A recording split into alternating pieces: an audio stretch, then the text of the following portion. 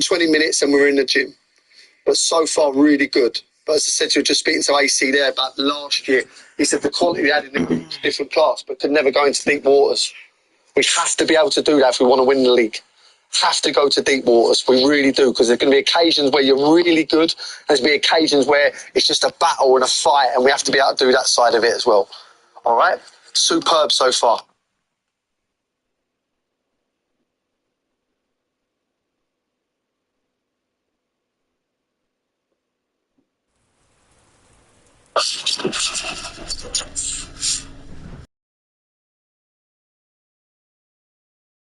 Signing of the summer, I bet you're just excited to get going. Yeah, no, of course. I mean, it's been a long time now since I've signed, but I'm glad to finally get down here and see the surroundings, and yeah, I just can't wait to get going. We're here at the TCS this morning. The first time you ever seen the place. What do you think? Yeah, it's unbelievable. The pitch is like a carpet. Obviously, the area is lovely, and yeah. Have you ever been to Cornwall before? No, I can't say I have, but it seems really nice, and yeah. So the travelling, a lot's made, obviously, about Truro's travelling. That obviously not a factor for you? No, I think, obviously, it's down the opposite side of the country to where I've been for the last couple of years. But no, everything's just a new adventure, and I'm looking forward to it all. You mentioned a new adventure. It's a bit of a new adventure for this club. They've been on a roller coaster the last few years, promotion and then relegation, a new stadium as well. Like a lot of people, I'm sure you've kept an eye on it from the outside, but it's pretty remarkable what this football club's done. Yeah, no, of course. I think it just shows the ambition that the club want to go in the right direction, and everyone's just pushing for success. You have some experience at this level, at step 2 before. You had a really good time at Darlington last season. Will that be key? You can help because you've played at this level before? No, I think going to Darlington really benefited me in every way possible. Got nothing but good things to say about the club. And yeah, I just think hopefully that can benefit me in every way possible. What will the fans see from Tom Tweedy in a Truro City shirt this season? I like to get forward a lot. Obviously playing on the wing or in the pocket, I like to create things, get at my man, deliver crosses into the box and add with a few goals as well. Pre-season is upon us now. Are you a fan of pre-season or not? Yeah, I don't mind it. I like to say I'm quite fit, so you've got to work hard, get everyone in good shape, ready for the season to put us in the best possible place. Minutes in the tank is a thing that's said a lot during pre-season. Is that the main aim for you? Yeah, of course. I think it's important for everyone, really. Share the minutes out, get everyone fit. And I think that's the best way going forward. If everyone's ready, then competition for places and everyone's firing. Just finally, Tom, a message for the fans. You know, the brilliant support here. Average attendance of over 2,500 last season. Truro City's rise in recent years has really captured the imagination of the Cornish public, and I guess next season we'll just want to continue that progression. Yeah, no, I've heard a lot about the fans for your attendances last season and the seasons before. So yeah, I just can't wait to get down here in front of everyone and they can get behind us and hopefully we pick up points and go all the way. And there's going to be a change now.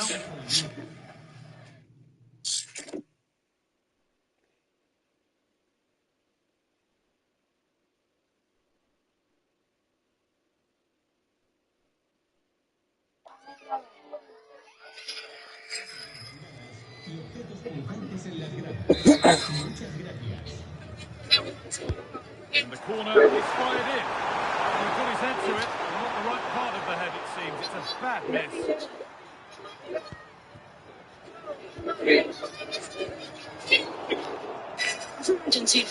Ball lost and gratefully received. Thank you so much.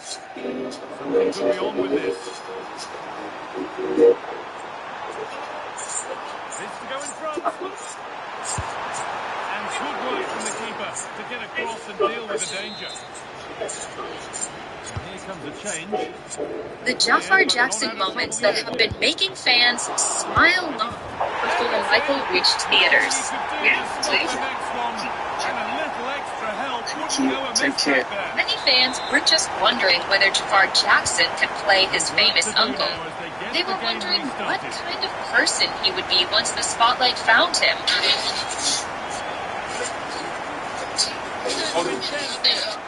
Would carrying one of the most recognizable family names in music make him seem untouchable?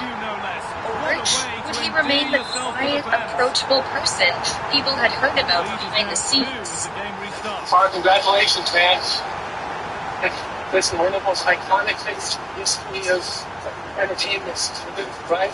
How does it feel to be wrapped in place right now? Big shoes to fill. You're on the big shoes to fill. One that's really finished. Don't give the keeper a chance, do they? That's a good goal. So it's 3-0 as the game restarts. Over the past several months, a series of small but memorable moments has given fans their answer. I know you're elated. I know you sound like I'm very fantastic and everything like that. And you just, like you're in body. Round and still going.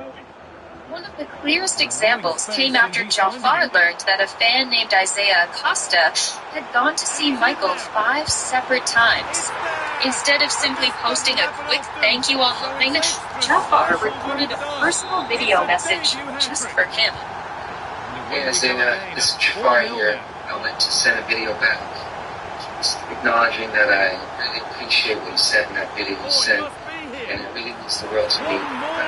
That you saw the film and that you loved it, and that you saw it 5 times. That's pretty amazing. That really says a lot, and shows that you really truly enjoyed it. So that, to me, that's everything. That really means the most. And I just really appreciate you sending that video. So I just want to let you know that I saw it, and I hope you enjoy the next one. So definitely more to come. But you take care. Another moment unfolded during a public event when Jafar unexpectedly came face to face with Michael Jackson, lookalike Fabio Jackson. People nearby waited to see how he would react to someone who looked so much like the artist he had spent years studying. Well, the transfer everybody's been talking about has now been confirmed. Big chance here, guy. Rather than appearing uncomfortable, Jafar smiled, reached out with a handshake, and laughed through the surreal encounter. The clip was widely shared because the exchange felt spontaneous and genuine.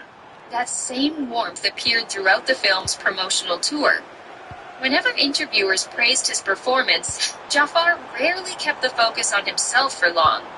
Instead, he thanked audiences for welcoming the movie and repeatedly described portraying Michael as the honor of a lifetime.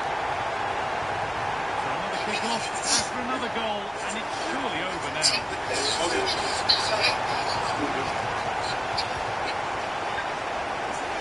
And it's on now. Oh, it's a goal, and it was really nicely finished.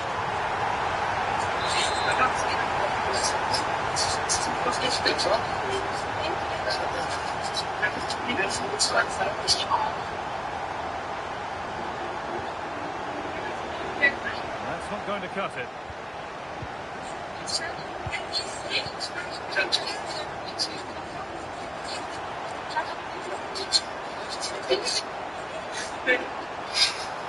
And it's on now.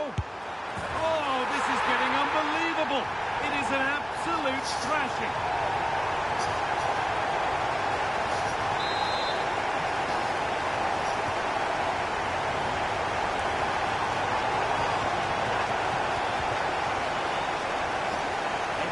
Closer to goal here. Oh, should score. There it is. Dispatched well, much to the delight of the fans.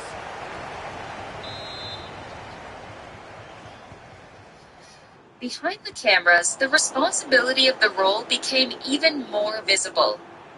Director Antoine Fuqua recalled that during large concert recreations, hundreds of extras naturally began cheering and screaming as Jafar performed. Instead of treating the scenes like ordinary movie sets, he stayed completely committed to recreating Michael's movements and stage presence, helping create an atmosphere that felt remarkably close to a real concert. The preparation behind those performances also surprised many fans. Rather than saying everything came naturally, Jafar openly described the years of work that led to the role. Imagine what she must be feeling to see, like, well, he wasn't going to waste this chance. telling the story about her son, and he slots it away with great confidence. Just that's a good finish. In some sort of way. I'm sure it's very healing for her too. You know? Yeah, it was very reflecting. Speaking to her, just. This is looking better with One of the every families that stride. got to see it, it really was very reflective for them. It took him back to that time, and I can only imagine it It's for in. now. A well-taken goal. And no wonder he's off celebrating. So we shot was actually locations at Well, Abrams. as you can see, he's given far too much space, Yeah, but he so still I had know some work a lot to to do, and take I in, think that's a very especially tidy finish. being It a was family never in member. doubt. I know she was like, That's guys a need good to ball. get it.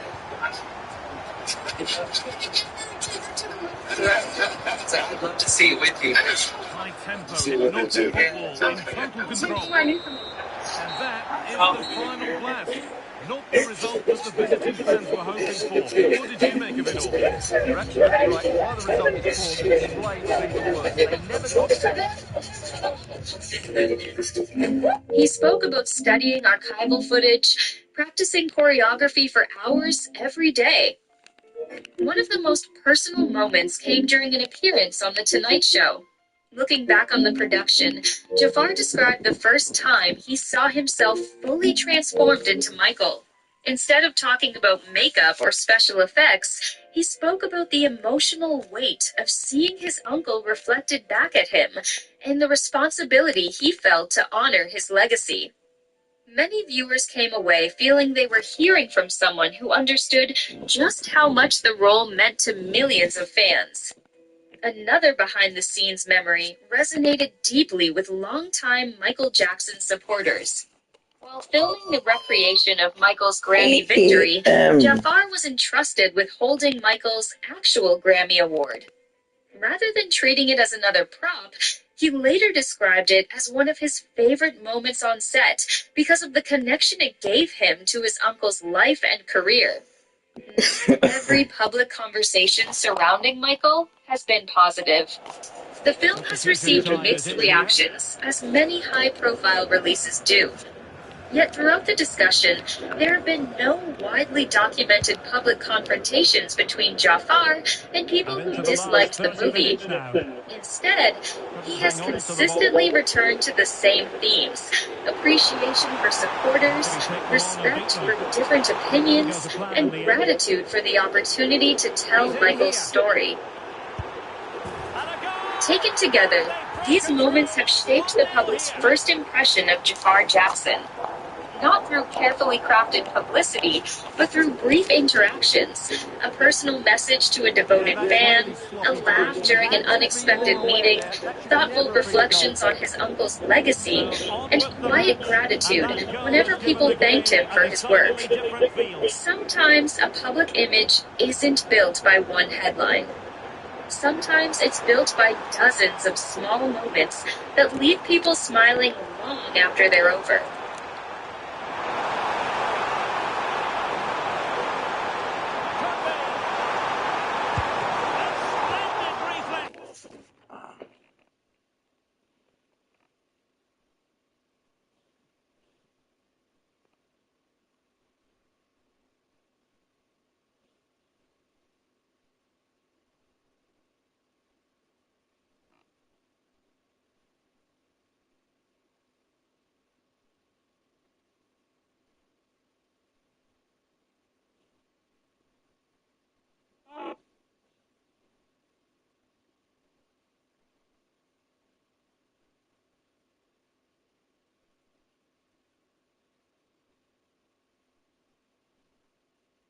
Oh, you know what? I really thought we were going to get the taste for Amnes because obviously reports came in today that we're preparing a bid. We have the chance to put in a bid today. But look, Tottenham willing to pay more, and I thought with the players' preference maybe being Manchester United, maybe we can get away with paying less. But then when Tottenham picked up for him a lot higher wages than we are, all of a sudden he's happy to join both clubs. And look, It's not nice. Matheus Fernandes goes to Tottenham if missed out, and Arsenal missed out on Matheus Fernandes. And in a window where we need if there was more than Tottenham and Man City and anyone else in the world, Kobbie Mainoo is the only fit senior central midfielder currently at Manchester United. Just to put that into context, missing out on Matheus Fernandes is a huge blow. So if we're going to talk about that in today's video, the details, why we missed out, how much we offered, how much did Tottenham offer, what went down, why did we miss out on him? I'm going to share my opinion on that. But also, for the alternatives, where are we going now?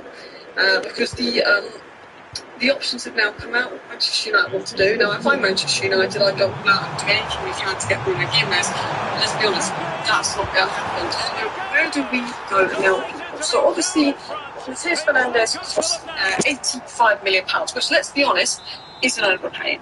And I've said that many times. So back underway. When we bidded 60 million per Branthwaite, or 55 plus 5 per Branthwaite, and Everton wanted 70 million, I was very happy when Man United walked away because there was lots of centre backs on the market for 50 million. The problem with Matheus Fernandes is, the reason I'm not happy with walked away, and the reason I'm angry about this, is Alex Top won for 80-85 million, Baleba on price for 80 million. Schumann is in the 80 million, 250k a week. There's not a cheaper alternative. The cheaper alternative is Sander Berge. Sander Berge isn't a bad player, but man, him and Mainoo, there's no recovery pace in that midfield. Like, it's not a Man United player. Sander Berge is who you signed for Johnson and Edison, but now we've got Edison. We can't be getting Sander Berges. We need to be getting Bruno Gimenez. We need to be getting Schwamenes.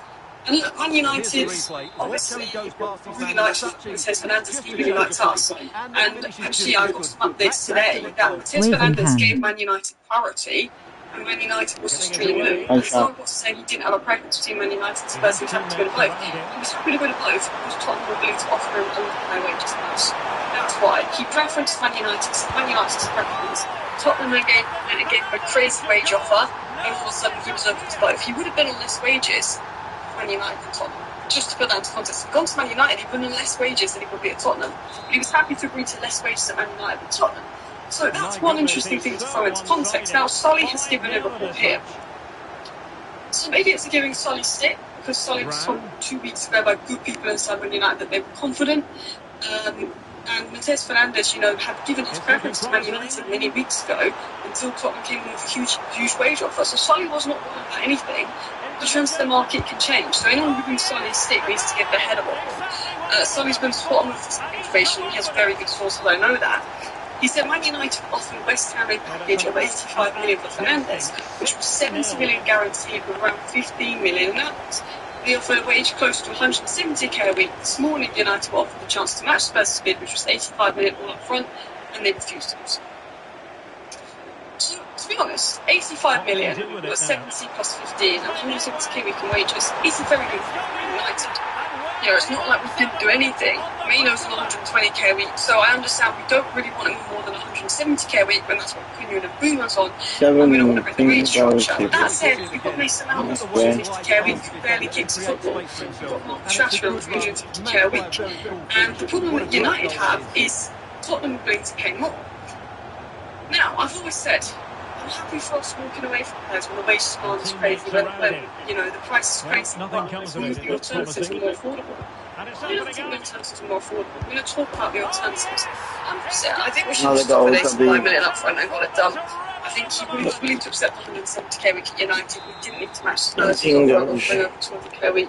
I'm a bit of 80 million to get it done. And the reason I'm putting it up, and the reason I'm not going that I didn't, is because Alex Scott's going to cost that much. And he's got better than Matheus Fernandes. Baleba's going to cost that much.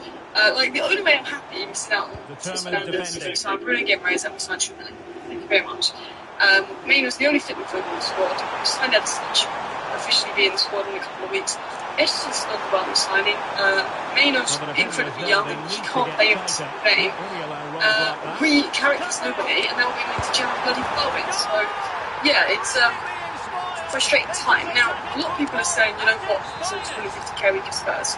He agreed to 170k a week at Man United, and I may have been the one to start with him that he's on 250k a week at Spurs, but I don't think he actually is. I read a tier 3 report that apparently he preferred United and then Spurs, that she offered him 250k a week to basically beg him to say yes to them. But it was like a tier 4 source. I think he's actually on 200k a week at Spurs. I know I started the rumour that he's on 250k a week at Spurs because I was salty and I saw tearful sourcing some 220k a week at Spurs and just shared it. I think he's on 200k a week at Spurs, and he accepted 200k a week to go to Spurs and 170k a week to go to Man United. So the risk that we had to offer 250k a week to get the deal done was 170k a week. I think if we're Arsenal and we're Madrid and we're PSG, like I understand why Arsenal, Madrid and PSG have been paid £60 million max and they've walked away. But Arsenal, Madrid and PSG have three best midfielders in the world basically. Arsenal have Rice and Mendy, Madrid have Valverde, Tchouaméni and Bellingham, and PSG have Zaire, Emre Can, Coutinho, Fabio Ruiz. So this team's got away because they're like, we're not spending 85 million on this. So it was only going to cost us 60k from wages, which isn't that a lot, considering how young he is. But it's, you know, it's costing Spurs for 200k week in wages. I would have paid up 85 million for Matheus Fernandes, and that's purely sometimes you could overpay. City overpaid for Anderson because they knew that's the guy they needed. I didn't want us to overpay for Branthwaite because there was options better than Branthwaite available for less. The options that are on Matheus' level are the same price because the market's fucked. I think because we're desperate. Look, if we had Declan Rice and we had Kobbie Mainoo and we had João Gomez and we walked away from Matheus Fernandes because he's 85 million fair. But when Kobbie Mainoo's the only fit midfielder in the squad and then you've got Manuel Ugarte and Ederson, I think you're in a position sometimes we have to go, City paid 130 for Anderson. We are desperate. We didn't want to overpay, but this is the guy we need. And I'm upset that Man United didn't. So who are the alternatives then? So obviously the main alternative is Tchouaméni. But considering the way that United operate and act, we probably won't offer Tchouaméni more than £200 a week, and that will make it incredibly difficult to do. Anderson's on 300k a week at City. Mark Gay's on 300k a week at City. Guy Havertz is on over 300k a week. Apparently Madueke is on 200k a week. The wage market is ridiculous. Matheus Fernandes is on 200k a week. Unfortunately, I do think Man United will have to increase the wages they offer players, which is something that Innes have tried to get down. The thing is, the problem with Man United is it's good to give out high wages if you're giving it out to someone like Bruno Fernandes, but it's not good to give out high wages if you're giving it out to Mason Mount. It's choosing what players you want to give high wages to or not. And I think Tchouaméni is a player that we should give high wages to, and Real Madrid will consider offers. He's open to Man United. He's the guy to find the Mainoo. Felix Mechit is an alternative option to Matheus Fernandes, but all of a sudden, obviously Dortmund want £80 million for a player that's injury prone. I'm a Felix Mechit fan, but he's injury prone and he's also a system player if you want to get the best out of him. That's the big question around him. Obviously Tchouaméni is the dream signing. We're looking at Somerville, who will probably go off to Spurs then. And look, we pushed Matheus Fernandes, but we weren't prepared to match top of the bid. Obviously, you know, he would have cost more than Cunha and Bumo, which I understand. But when I'm looking at the alternatives, this is where I get a big concern. Ben Jacobs, who, to be fair, has lost his Man United source, so maybe he's just going off what other people have said that Man United are set to explore Alex Scott after missing out on Matheus Fernandes. Scott says to me, is Alex Scott, like Matheus Fernandes to me is better than Alex Scott. Matheus Fernandes I would have paid 80 million for, what do you want to pay more than 60 million for Alex Scott? There's no disrespect to Alex Scott, but he plays the better side. I think Matheus Fernandes is a far more complete player, and I think Matheus Fernandes would be a £100 million player. Sander Berge, if we didn't get Ederson, we'd get Sander Berge, but he's slow. Carlos Baleba, I'm open to Carlos Baleba for the right price, but I don't want him spending. If we end up spending 80 million on Baleba and we want to spend 80 million on Matheus Fernandes, I'd actually laugh at the Baleba signing. Tchouaméni, do it. Alex Scott, do it, but I don't want to do over 70 million for him. I think it's really 60 million, but you might have to do a bit more. For me, if I'm Man United, I go and put 78 million for Tchouaméni. You know what? Come on for Newcastle. 90 mil, yes, for a 29, guy that's still 29 for Bruno Guimaraes. If Man United is serious, go and put that Matheus Fernandes money on Bruno Guimaraes and Tchouaméni. Did we get Bruno Guimaraes? No. It's Newcastle. That's what we need to do because, look, Berge, no. Alex Scott, he's all right. I'm just not moved by the alternatives. I think always about the alternatives at the same price. If Alex Scott was £60 million and we're walking away from Matheus Fernandes to get Alex Scott and then we've got 20 million more so we're in a better position to get Tchouaméni, fair enough. But if Alex Scott is the same price as Matheus Fernandes, I just don't get the walking away. I got away walking away from Branthwaite because we've got Europe 20 million this, I think it's better. Let me know your thoughts down below. Thank you for watching. Bye.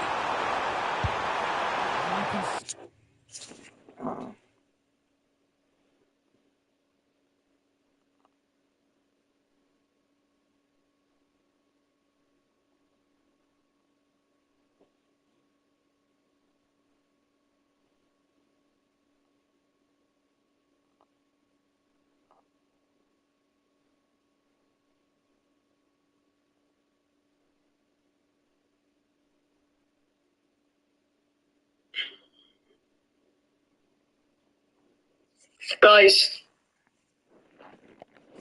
how do we stop this? How do we stop this? France 3-0, but it was a battering. We might as well just end the World Cup and give the trophy to France.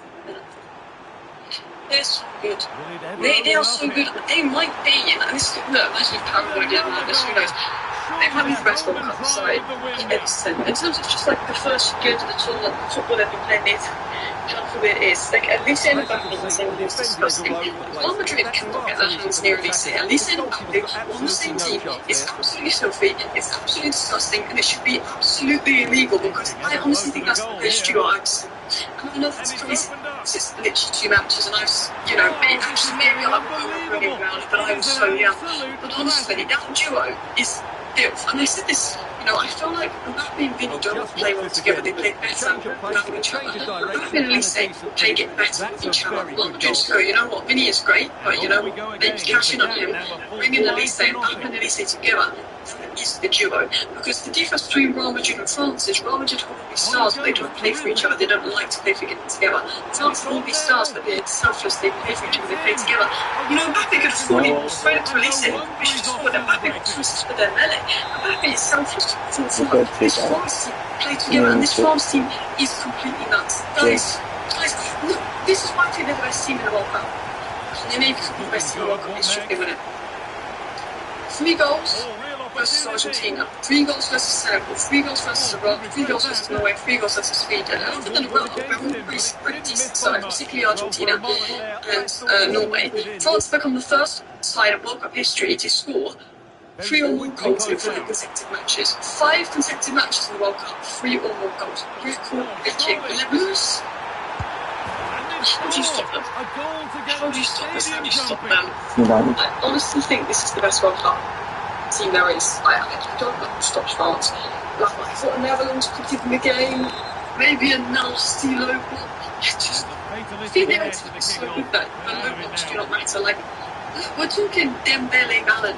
This has proven to me this World Cup. Dembele should have been that. Dembele is fast. Dembele is one of the best players in the world. But he's not on the least from that level. He's not on the least from that level. Like, the Ballon d'Or winners have to be Elise and Mbappe. Jamal will be in a few years to come, but right now, Elise and Mbappe. Like, they are the best 2 players in the World Cup. France win the World Cup, one of them will win the Ballon d'Or. And I would honestly go with Elise due to club form, due to the fact that Elise has been ridiculous. And I saw this tweet and said, this is right. No sign of them stopping there. Sit off versus France, and they'll play the ball around the box until Dembele or Elise plays the perfect pass to Mbappe while Cola making the perfect run. Some height and they'll bash ahead in with transitions for the full line. See, I don't know what the move is. You can beat them down with rotations, the movement, the wing play, the creativity of Elise. I've not seen a player, maybe Bruno Fernandes, or Ozil going and throwing it back. The passing ability and vision of Elise to pick out those balls and passes. But the difference between Elise, Ozil, Bruno Fernandes, Kevin De Bruyne is Elise's was for an elite dribble. It's ridiculous. Like, you can't block against France, they bash you. If you try and outplay France and you leave space behind, you've done in transition. I don't know what to do to beat France. Because they find a way around those blocks. You almost smash around. I mean, guys, like, they're bringing Cherky off the bench, they're brought Doué off the bench, they would have Ekatike on the bench. This front four is the best front four in world football. And I think Elise is better on the right than as a 10. So this front four is the best front four in football. But he can't do anything to keep This that one is out. You can see the good frustration. but these play together. You see 4 individual games. These play together, they play for each other. Dembele assisting, Elise assisting. Mbappe last game was assisting. Marcelo can run in behind, Mbappe can run in behind. Elise's vision, Dembele's vision, the pressing of the 3 behind Mbappe. Stop this. Honestly, I don't know how we're going to stop this. He's not normal. I don't think I've seen a front line this good. This is the best front line in the world. And it's an international team. I honestly just cannot believe what's France done this World Cup. I mean, these 2, we have to talk about this. No, let's talk about this. Chumani was good. defence is fine, Sleeper and McConnell are good, but it doesn't matter if not someone or two, because the Reds have scored 3, 4, 5, they've scored 3+ goals in the last 5 matches. This is not normal. France have scored 12 World Cup goals in just 4 matches. They haven't reached this tally so early since 1958. Should not be allowed to happen. It should not be allowed to happen. At least it's on 5 assists. You know the all-time record for most assists in World Cup history is 8, and that's Messi and Maradona spread across multiple tournaments. At least they could break the assist record in one single tournament. He's on 5. And sometimes good players play in a good team and actually they go a little bit invisible because there's other stars around them. But do you know what? Elise was the best player on the pitch today. Elise was the star today, people. I mean, look at his numbers. 94 touches, 91% pass accuracy, 22 carries, 7 progressive carries, 7 passes into final third, 6 shots, 3 shots on target, 2 big chances created, 2 assists. Probably should have scored and bagged the goal, to be honest, as well. But he's absolutely nuts. And I want to talk about Elise because the way he flies with the ball, the way he plays football is phenomenal. He is a joke of a player, and his vision and link up with Mbappe is disgusting. Shouldn't be allowed at this World Cup. It's too good. As an England fan, I don't know how we're going to stop it. That is the duo. Vinicius Jr. is never going to find Mbappe in the pockets of space the way that Elise does. You know, Elise's vision is brilliant. Oh, but he can carry the ball, it's brilliant. He can drive the ball, it's brilliant. He's good at central zones, he's good at wide. Elise's profile is nuts. Elise's ability is absolutely nuts. When I watch Elise, I'm thinking he's playing a different sport than everyone else. I'm looking at Mbappe, freak of nature, good running behind, good goals, all of that.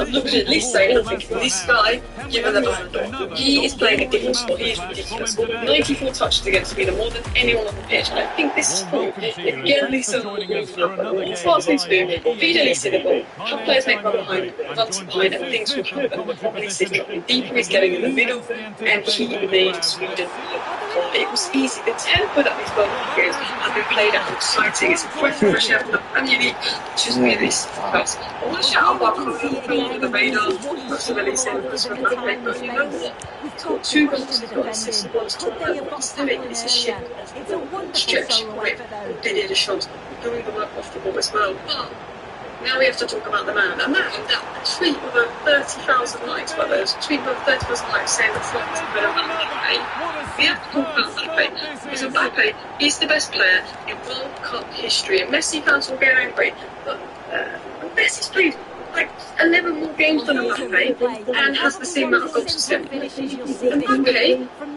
the best player in the World Cup final in 2018, obviously. Mbappe was man of the match in his first World Cup final. Mbappe has the most knockout goals in World Cup history, and he's the only player in the World Cup to score 2+ goals in 7 different games. Mbappe is the best World Cup player of all time. He will probably beat Messi to win this World Cup if he wins the Golden Boot. He is the best World Cup player of all time, and to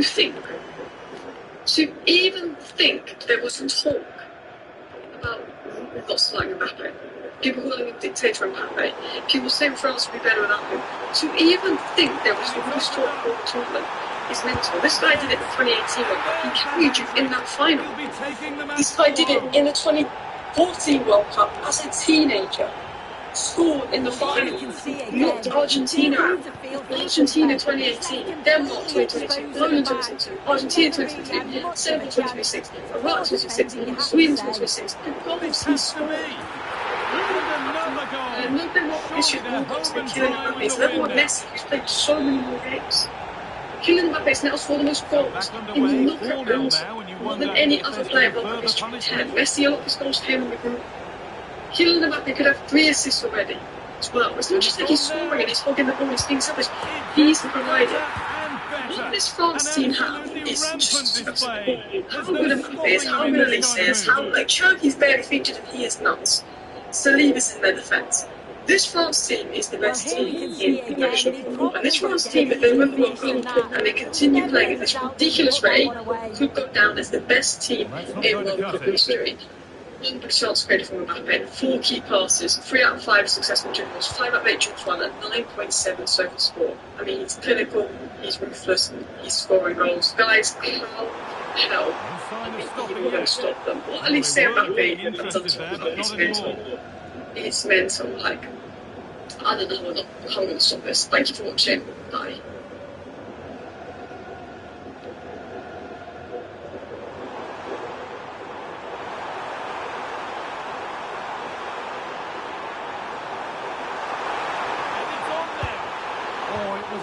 wonderful chance.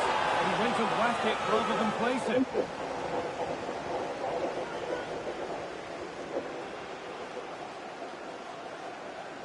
Alright, y'all, I'm looking very, very bright right now. Yes, this entire snapshot has broken a lot of things, but it's also added some really interesting things. Now, you're going to see around this entire world right now, I have made it so that abandoned camps are going to spawn basically in every single chunk possible. Now, this has nothing to do with this snapshot, it has something to do with the last snapshot, though. I have here Savannah abandoned camp, probably a Battle Forest one, I don't know. Let's grab it. Completely broken right now.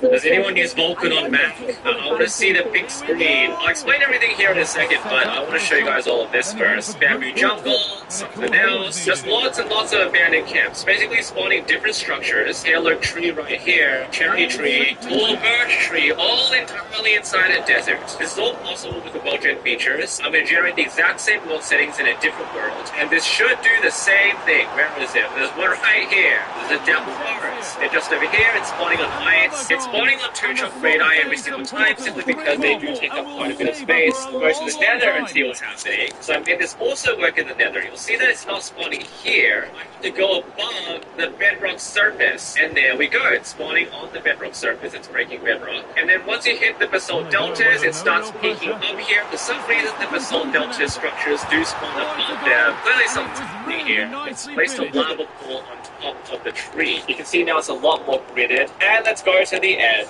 And then it's trying to replace the mountain or the void. But it really can't. These structures over here. But the coolest thing happens when you enter the void. They're all here as well. All of them are trying to spawn in the void. You can actually see them doing this. This is a really nice challenge, and of course once the fog dissipates, the entire structure grid appears right here. Honestly, this looks really sick, very surreal, almost very liminal. And I wonder if it's possible to beat the game in this scenario. So if you just have the entire void area and you spawn somewhere in the distance, surely you can beat the game because you just break the block. Fine. I think this looks fascinating. All it really does take is just a few changes, making sure each biome-specific abandoned camp does spawn in every single biome possible. Here it's in the end, I made a spawn in the nether in every single nether biome, and then just making sure they all spawn very close to each other. I will leave this exact data pack in the description so you can download this, as well as what I'm about to show you. I'm not kidding, there is the possibility of having a survival mode debug stick come to the game in this update, or at least a highly desired debug feature. First of all, the person who knows there are 2 big changes here. Number 1, persistent mobs will not random walk or swim if the player is not nearby. And obviously, as they gear up towards Vulcan, there are transparency changes, which you can see right here, well demonstrated in the Superpoint video, the glass demonstration. I want to point you guys towards this blue sky post by Jeb, so go be posted this. One thing I hope Minecraft gets one day is the ability to have fences not obsessively connect to every block around them. I know the survival debug stick wrench is probably too much, but there's got to be a way, man. Strip them with axes or something. Now, Jeb doesn't respond negatively to this at all, which is really good news. And now, in this snapshot, we have a new data converter called Block Transformer. And we all know that when Moaning changes something in the back end of the game, it can all prove rather consequential in the future. So what I'm going to do is now give myself 9 different items. Here I have white paint, black paint, red paint, all the paints to fill out my hotbar. And you'll notice I have the block interaction range attribute set to pretty high so I can see this entire white paint canvas. And let's switch over to my red paint. And if I right click, all of a sudden I've now painted a red pixel on the screen. And if I just drag this around, you can see I'm now drawing something on the screen with red paint. It's not a meme. But anyway, I've got orange paint. I can now paint orange paint on it. Yellow paint here. There's no ray tracing happening in this data pack. I'm just giving myself an item to allow me to draw on the screen. It's just one command. It's all the same. I'm looking right up at it. I'm really close. This is what's going on. I'm just right clicking. I'm now just changing the block state. Block ID in this situation, but you can change block states too. It's pretty freaking incredible. Be clear, give myself another item. Now I've got shears, but these aren't your normal shears. And to demonstrate this, I need a pillager outpost. There's no pillager outpost here. I can't place a pillager outpost.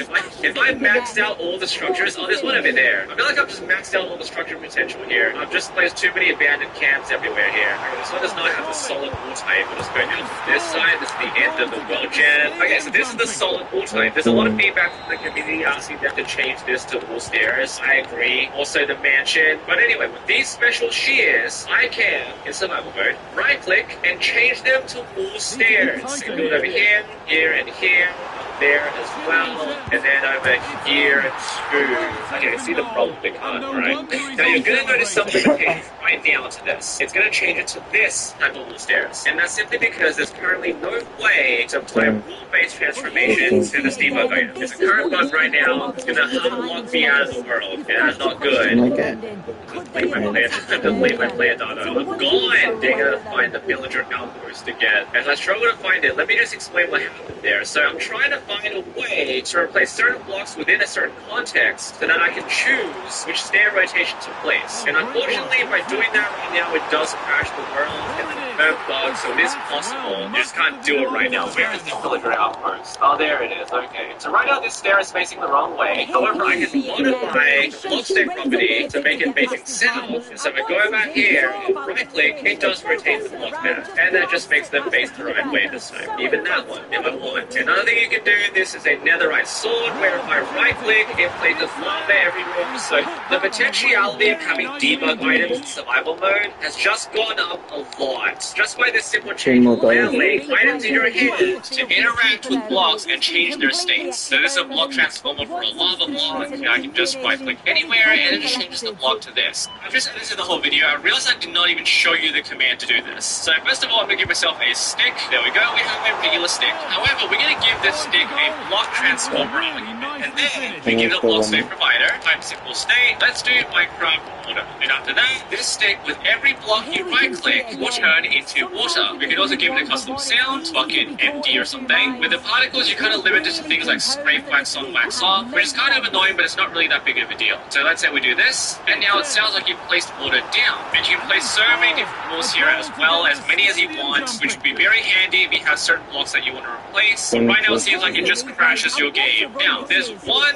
big limitation I've noticed with this, and that is the unfortunate scenario of not doing exactly what I wanted it to do. Now, if you remember, this post on Blue Sky specifically said to right-click something to remove the fence post connections on the abandoned campsite. So if I right-click here on the grass, it's going to place a fence post, but it's going to connect to all of them. Let's say I've got a stone block in front of me. If I right-click, it's going to place the correct fence post. This is because I've specifically said I want east post, south post, north post, west post, which basically means it's going to be a standing fence post. If I did it over here, it doesn't do that. It doesn't place the fence post that I want, even though I've said that I wanted to do that. It's going to unfortunately check for connecting blocks and then place the connectors accordingly. I really don't like that, so nothing you can do about it. That is one very big limitation that I think this has. I sincerely hope maybe some feedback can be added. So like if I wanted to do it here, it's going to place the correct one, but if I go up here, it just changes the fence type, which is a very big shame. So quite clearly this debug item is a big reference to things like scraping, waxing, stripping logs, and now it's allowing different items to have custom interactions with blocks, which is a very big improvement. I just think a little bit of tweaking is possible, but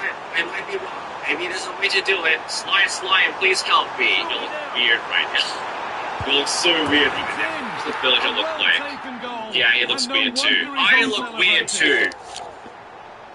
Well, here we can see it again. So easy to change your mind here. But he doesn't. He just smashes it past the goalkeeper. What a great goal. Intercepted. Great reading of the game.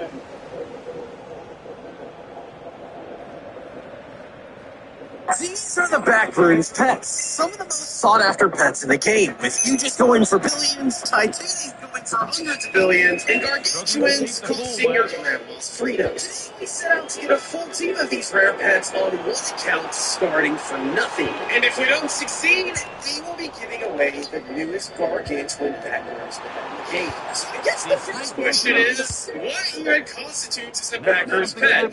Well, the rules were saying, if you wouldn't want to go face to face with it while you were lost in the back rooms, like the Titanic Goose face cat, it counts. I've compiled a list of 99 pets, and these are the pets we are going after. Starting with the huge pet list. And while it might not seem like it will be difficult to get them all, especially since huge pets for the most part are pretty cheap, some of the pets on this list, like the huge evil deer, or even the big cat that will literally kill you in the back rooms, cost billions of gems. And while we do have 1 trillion gems in our inventory that we can spend on pets, you'll soon find out that we are going to need to save that amount of gems as long as possible, because at the end of this video, these pets are going to start getting crazy expensive.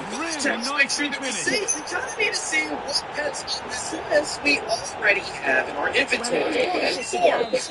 The answer was 4. These 4 right here, to be exact, and as you can see, we still got a whole lot more to get. And we might as well start, well, with the pets that you can actually currently get in the back rooms. After all, getting these pets here in the back rooms while the event is live means that I won't have to go to the trading server and buy any. And currently, we have the ability to get all these huges as well as these huges. I just gotta find a locked room so that I'll be able to do it. Wait, I completely forgot. These back rooms teleport boosters actually exist. I don't have any at the moment, but spending some quick Robux in the anomaly pack, we can get some pretty quickly. We'll use one, it'll transport us immediately to a locked room, and upon going inside said locked room, we will get...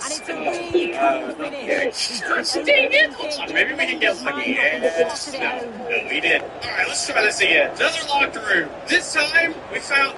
I swear this is literally the same room. What the heck? Still nothing. So you'll play like that game? Alright, spend some time here. After all, we do actually need to get a couple things on this list. The huge 1x1x1x1 is in there, as well as the Titanic Death Ball. Both of which we're going to need on our team. And just like that, we now have already gotten another one. This huge is completely done. The only thing we have to do now is to find the Death Ball. Which...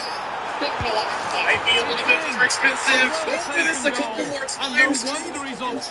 Maybe we won't. We have a chance to get it right here. Right here. No, we did not. Alright, we'll come back to that later. But for now, we got ourselves one of the hugest on our list. And we got ourselves some teleporters that we can teleport to random spots in the back room and get a chance at hatching the back room's egg. Wait a minute. What? Are you kidding me? Hello. Man, the backers really don't want me to complete this challenge. Like they say, first time's a charm. And it was really nicely finished. We are down to our last teleporter. I can't believe we've gone through all that and still haven't found an egg with the hugest in it. If it's not here, I don't know what it is. Are you kidding me? This is ridiculous. We've gone through all of these locked rooms and not one of them had a huge in it. Now I gotta do it the old-fashioned way, which means just mindlessly wandering around until I happen upon some kind of locked room. Or, you know, just a bugged-out lost chest. This thing is still not fixed. I could beat it and possibly get something cool out of it. Well, like with the current pets that I have, that is going to take literally a year of break. Not to mention it's bugged, so I don't even know if it would even drop anything good that we need. I think for now I'm going to skip it, and we're going to keep walking on to find a locked room. And then he just shows his tools to finish it off well. Yeah, I gave up, by the way. I've just been sitting here watching this guy questioning my life choices. Actually, now that I think about it, because there's now been a part 2, I think maybe the devs took all the ability to get the huges out of part 1, which would mean that these pets right here can now only get obtained by finding them in the trade closet. Maybe what I should have done is gone deeper into the deep back rooms and tried to find some huge pets here. Oh yeah, exactly. Right off the bat, the first egg I see has one of the huges I need. Let's see if we have better luck with the teleport booster in the deep back rooms. First one. What is it? It's literally bunches! I was gonna have issues before. I'm definitely gonna have issues now.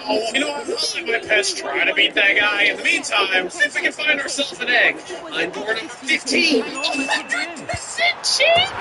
Okay, yep, I think I'll be here for the next hour. We got 3 huges, 1 Titanic, and a gargantuan to hatch. Wish me luck, gamers. Let's do it. Absolutely smashes it past the goalkeeper. He can't do anything about it. What a really good finish. Alright, let's see where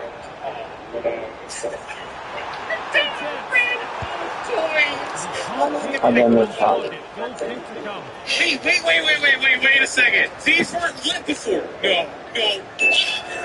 I actually got not 1, not 2, but all 3 of them? Alright, you know what? I'll take that. We needed all that we can get. I still got my trillion gems, and we can go ahead and mark the Smiling Penguin, the Daydream Axolotl, and the Party Pooper Dog off the list. Granted, every single one of them were in column 1 and column 2. I needed them to be in column 3 because, as you can see, I do have everything sorted by how much exists, from the most common to the least common pet on this list. But honestly,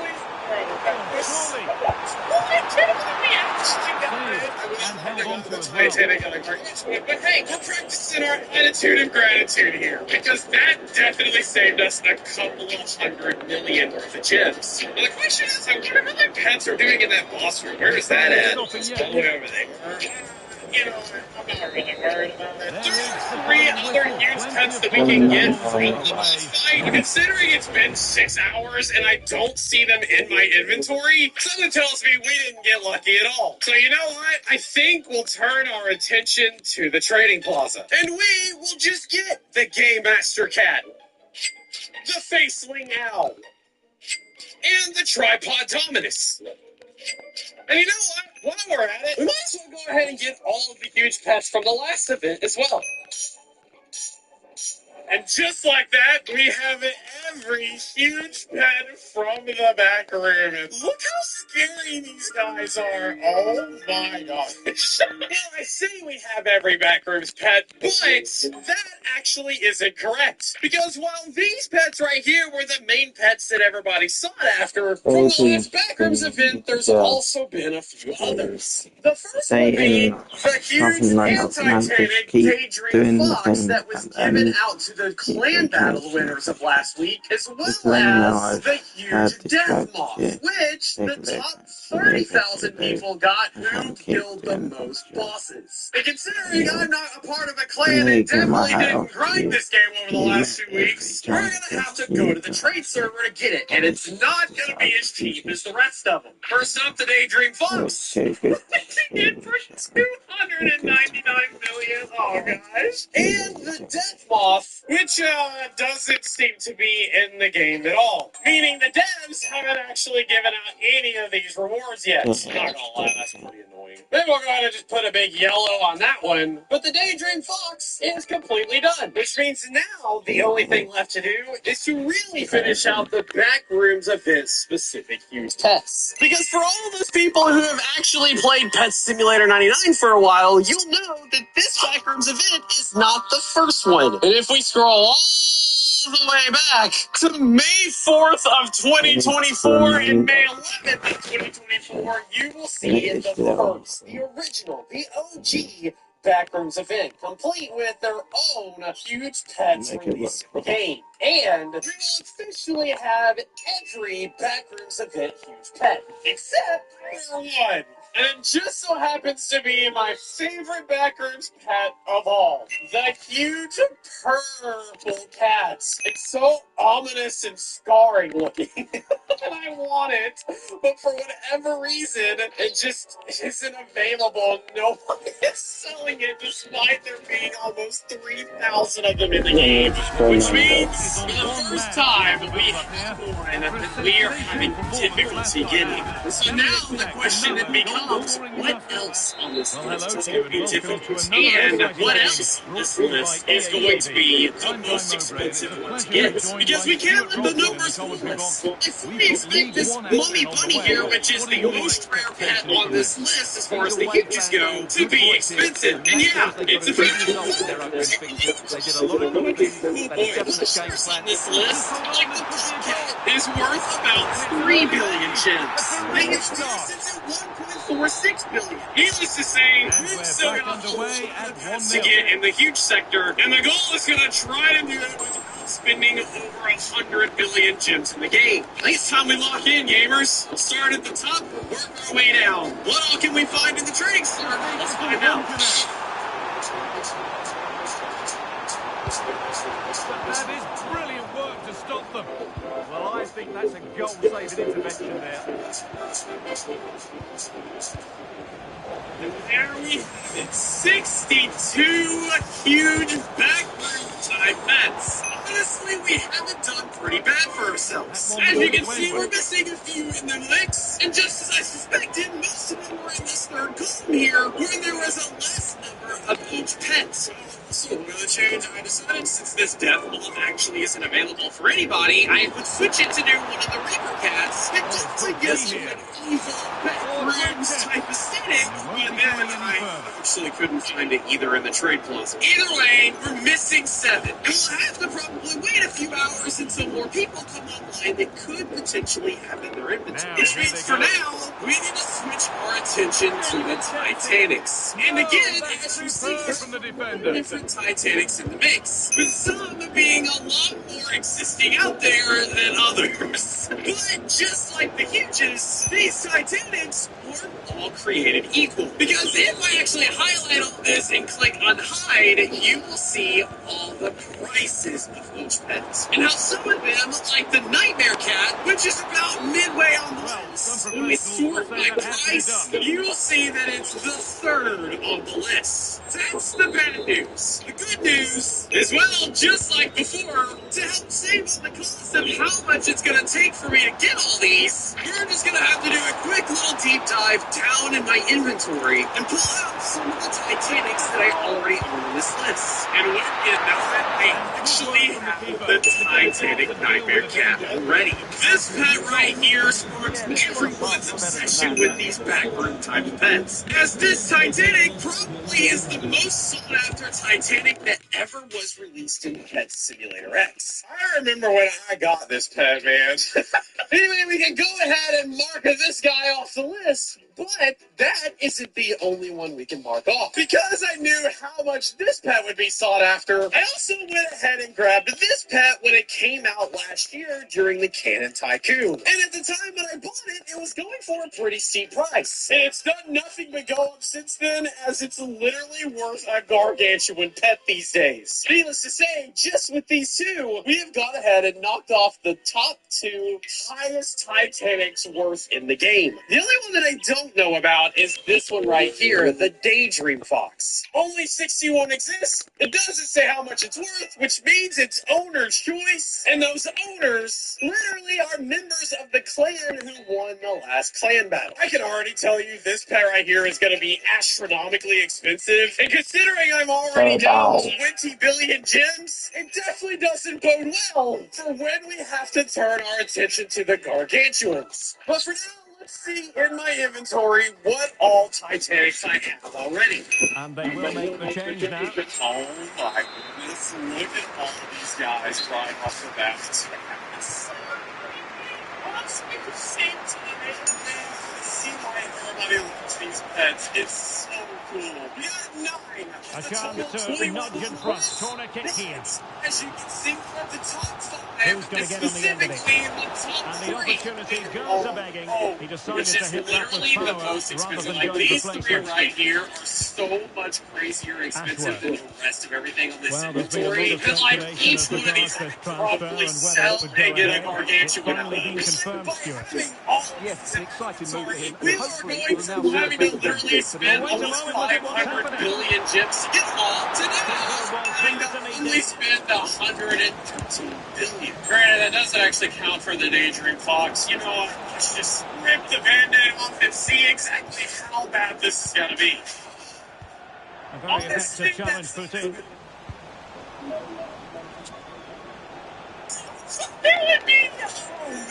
Okay, that's not that bad. The Spectral Deer was also it was in a clan battle in 126 cities that exist, and it's going for like 26 billion, which means this one literally having it that exists going for the same price is not bad. I do want to check just to be on the safe side, because it's an older choice, it's kind of what people are asking for. So I don't think 27 can be beat though. Yeah, this guy wants 35. Alright, give it back to that other guy. Teammates around him. It's not there. Flip a tape. Oh no, it's gone. Well, good hands there from the keeper. Man, come on, man. Okay. Fine. I should have took it. It made more sense in the first time. Now it makes way more sense. There we go. We got it. There he is. And it's green in the sun. Everybody knows I'm a sucker for foxes. He read the situation defensively and did his job. Might be a chance. Yeah, go ahead and mark this off the list. Well, they and promised start much going on the after break, but ultimately delivered little. Grim Reaper? Wait, this guy wants 27 billion, and it's only worth like 22. I just said other things that I claim to need. I need the Nightmare Corgi, the Wicked Angelus, I need the Master, and there's the always bad deals. Oh, we gotta find something cheap. There we go, 22.6, and we'll take it. We already saved 5 million gems there. He's done really well there. What a great interception. As soon as we hit the gargantuan, it's going to go down to the wind. See if this sir has the death ball. We need that one. And this one has a Titanic baby. Might as well go ahead and cop that one as well. Possibilities for them to counter. And we will continue on. Just as suspected, the Titanics are usually something decent. That's to try to find in the train closet these days. And basically everyone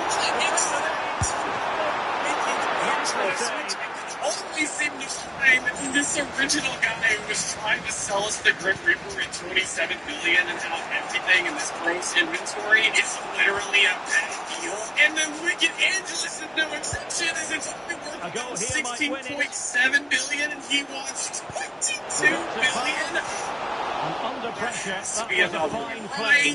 Come on, Niall there Ennis. we go.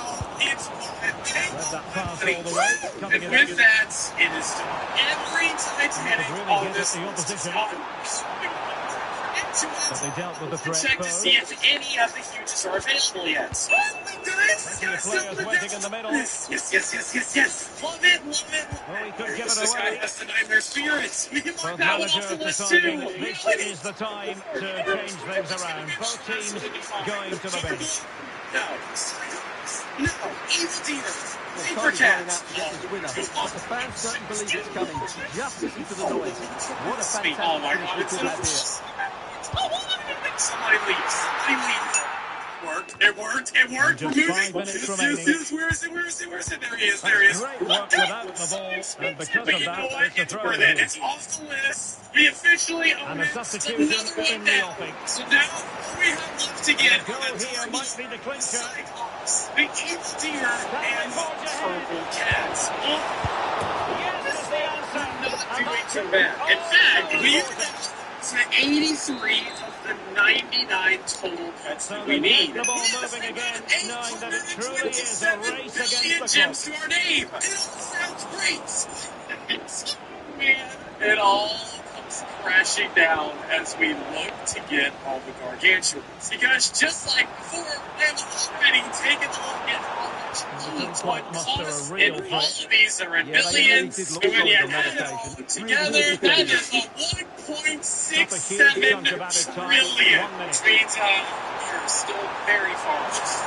Now I want to make this a little bit easier on myself, because just like the others, I can look at my inventory to see what gargantuan pets that I have. But when I look, only one is on the list. The gargantuan guest 666, bringing our total to 86. 7. Yeah, I forgot to add in the huges before, so it's a little bit higher. We're only 12 pets away. Look at this dark, evil team we have right here behind us. All of these Titanics, and just these guys right here left.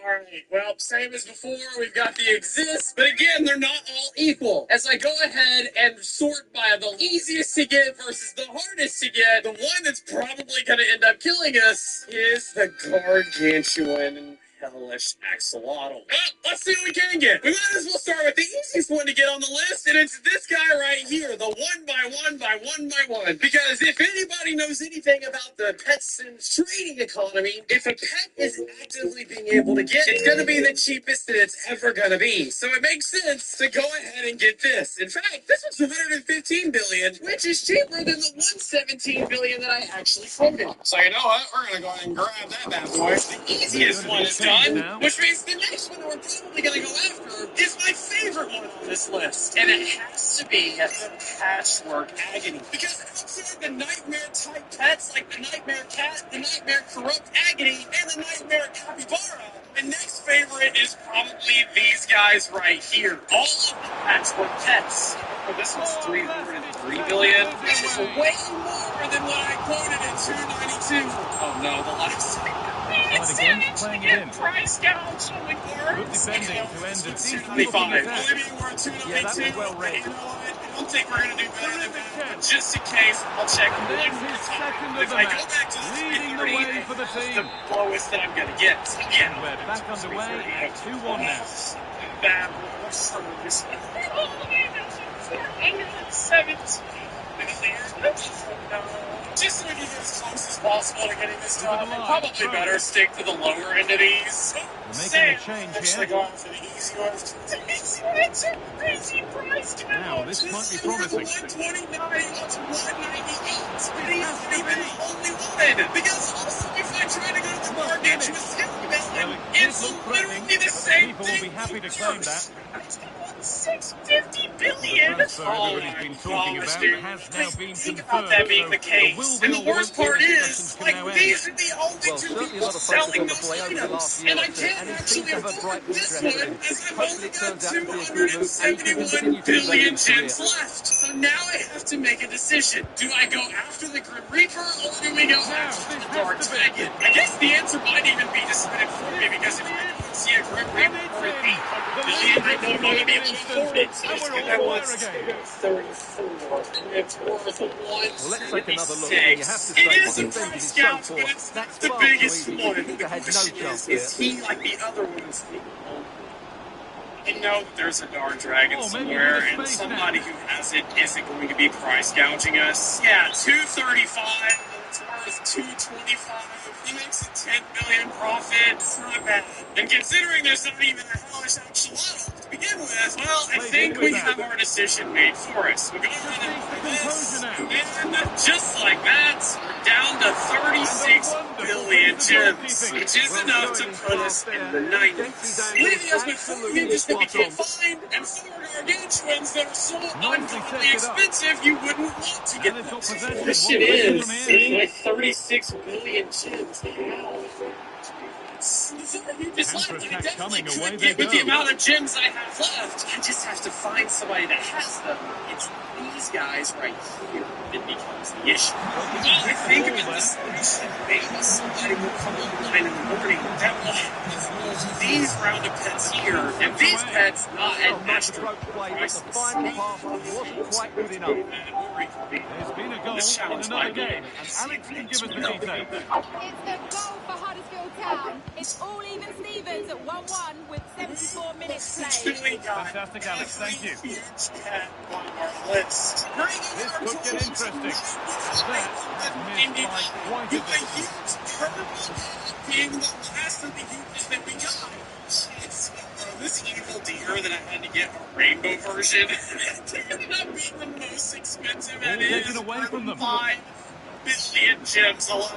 Nonetheless, we are right there to finishing. The only thing that we have left are these 4 gargantuans for a total of 780 Has to go a long way with this. But that's where any chance of anything developing disappears. I've come up with a plan. I'm going to turn this 16 billion gems into what I need to get the gargantuan. And the answer is, I'm just going to go talk to my Night Fox seller. If you don't know, my Night Fox seller accounts. On they come, edging closer to a piece of late drama. The defense is quick to snatch it back. And so if you see a lot of pets in this that you might find yourself wanting, well, chances are, once this video is live, he will be in-game with joins on, trying to sell some of these pets so I can get some of my gems back. So I'll just go ahead and submit a little bit of a trade here. I'll take his 7 billion gems. And with these gems here, the trade to see if we can get the rest of these gargantuans. Starting with the cheapest, which puts us right back in this guy's here. Again, he's only selling it, and he knows it because it's so much more expensive. It's an awful deal. But a penalty in one of the time, other and I games. have to do this, bro. It's never gonna sell for this. As he completes his hat-trick. A superb performance. Floating here, acting all sus. 4-2 the score there. We Kick off once paper. more. It's not really available in the Grim Reaper either, which sucks because it's right there, and it's also Pass was red, and the ball has changed hands. Yeah, that's a clever interception. 50 billion over what it's worth. Oh my gosh. Well, we got two more on the list to go after. One being the Skelly Melon, so this one available, and the Fc26.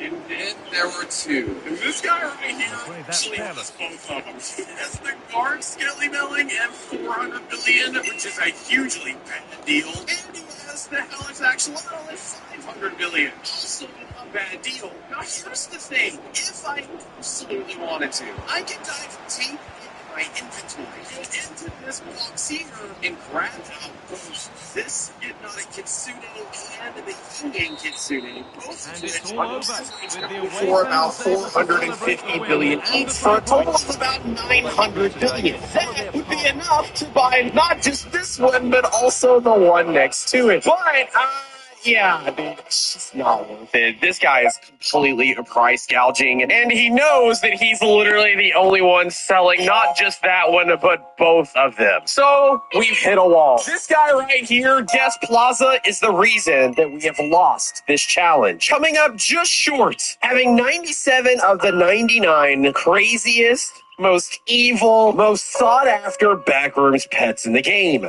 This is that team. And gosh, dude, they all look so evil. The amount of chasing my friends I could do with these scary, insane pets is enough to fill their nightmares. And if you don't subscribe, they will all be under your bed tonight. Wait, that might actually not be a bad thing. I'll let you decide. For now, I guess that means since we lost the challenge, we have a gargantuan pet to give away. So, if you aren't subscribed, now would be a good time to do so. And once you have, you can type your username down in the comments below, and I will pick a winner. Or maybe I could just give it to this guy. You know what? We'll just start it off. I'll give him this huge signed abomination.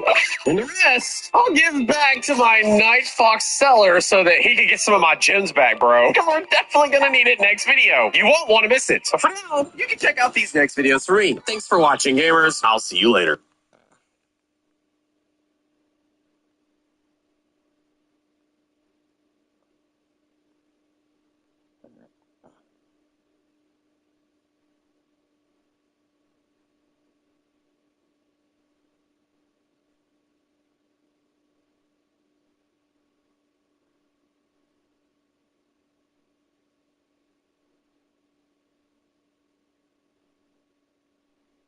Here we go!